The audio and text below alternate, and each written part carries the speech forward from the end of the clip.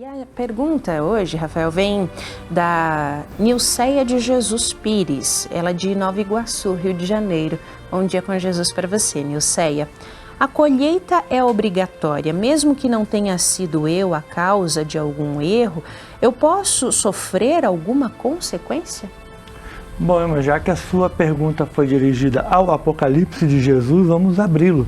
Aliás, ela se inspira numa frase, um dito popular inspirado em Paulo Apóstolo, na sua epístola aos Efésios, no capítulo 6, versículo 7, que diz assim: não vos enganeis, de Deus não se zomba, porque tudo o que o homem semear, isso também terá de colher. Aí o dito popular diz que a semeadura é livre, mas a colheita é obrigatória. Veja que a colheita é obrigatória porque a semeadura foi livre. Então, quer dizer, não é algo, uma colheita do que não se plantou, É uma colheita de algo que foi feito. E é isso que o Apocalipse nos fala. Vamos abrir aqui no capítulo 20 do livro das profecias finais, o juízo de Deus, que aliás foi a passagem do Apocalipse que o irmão Paiva Neto traz na cruzada do novo mandamento de Jesus no lar, já que hoje nós estamos aí nessa grande expectativa de acompanharmos a palavra do irmão presidente pregador da religião divina.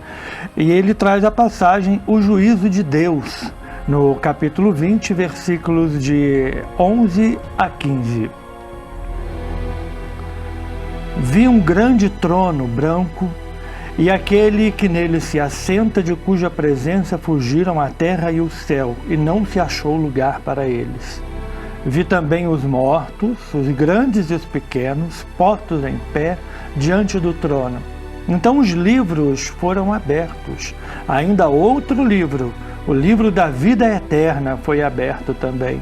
E os mortos foram julgados segundo as suas obras, conforme o que se achava escrito nos livros. Eu vou parar aqui no versículo 12, porque aqui já nos dá uma resposta para a sua pergunta. Deus ele é muito atento a tudo que a gente faz, até aquilo que a gente esqueceu que fez, Ou seja, porque foi cometido. Olha só, que aqui está sendo falado que os mortos foram julgados. Olha que interessante, é sinal de que eles não morrem, como nos ensina o irmão Paiva Neto. Então, para que serem julgados? Porque a vida, ela continua. Então, as consequências das ações da vida, que são nesse julgamento que é dinâmico, ela também se perpetuam, Elas se prolongam, não se perpetuam, porque uma hora o nosso acerto vai corrigir todos os erros. E essa é a preocupação da profecia de Deus. É por isso que há o dito ensinamento de que a colheita ela é obrigatória. Não é para prejudicar as criaturas humanas, é porque para que a gente possa aprender com tudo aquilo que nos acontece. Então, em vez de a gente procurar culpados, pelas situações que a gente está vivendo, por que a gente não pega, portanto, desse sentido de responsabilidade que vem com esse exercício da escolha e não mude os rumos, ou tente mudar os rumos, contando com a ajuda de Deus, do Cristo, do Espírito Santo, de todos aqueles que nos cercam, no ecumenismo dos corações, como nos ensina o irmão Paiva Neto, ou seja, unir os esforços para vencer as dores, vencer os sofrimentos.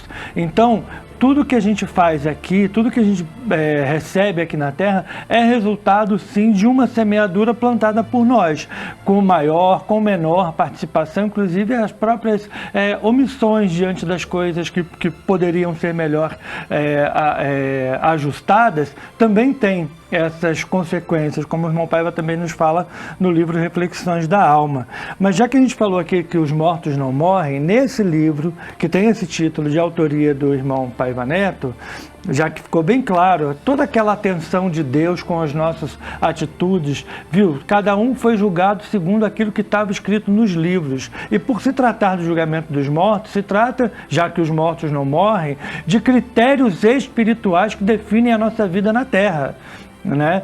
São critérios do céu, critérios do mundo espiritual, que não se limitam apenas ao tempo de existência que a gente tem aqui na humanidade, sim as várias reencarnações que a gente já percorreu e que vão nos ajudando a traçar o roteiro da nossa existência, contando com o nosso livre-arbítrio. Então eu vou pegar aqui dentro do livro Os Mortos Não Morrem, o capítulo Deus, Livre-Arbítrio Relativo e Responsabilidade, a página 434 deste livro, em que ele vai trazer o seguinte, abre aspas, reitero trecho de minha obra As Profecias Sem Mistério, lançado em 1998, no qual afirmo que livre-arbítrio, a semeadura livre, né, gera determinismo, a colheita obrigatória.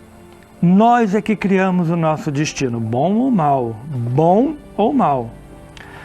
Também digo sempre que, se Deus nos deu livre-arbítrio, igualmente nos premiou com o sentido da responsabilidade, do qual, para o nosso bem, não devemos abrir mão. E é nisso que reside o equilíbrio entre o determinismo do Criador e a relativa liberdade de escolha que ele outorga à criatura humana. Relativa porque deve ser usada conforme o princípio da coerência. Não é que Deus está tolhendo o livre-arbítrio de ninguém. É porque ele é relativo, porque a gente precisa usar com coerência. Regido pela ótica, prossegue aqui o autor, depois desse comentário que a gente fez. Regido pela ótica do espírito, não afetando os direitos dos demais, muito menos transgredindo as leis divinas. Quem não compreender isso poderá tornar-se consciente ou inconsciente promotor da injustiça e da impunidade que envergonham o planeta inteiro, em alguns países mais que em outros.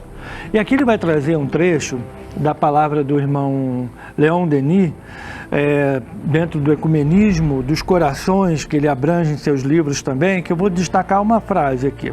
A fatalidade não é mais que a consequência do nosso passado, que um efeito voltado sobre a sua causa. É o complemento do programa que aceitamos antes de renascer, atendendo assim aos conselhos dos nossos guias espirituais para nosso maior bem e elevação.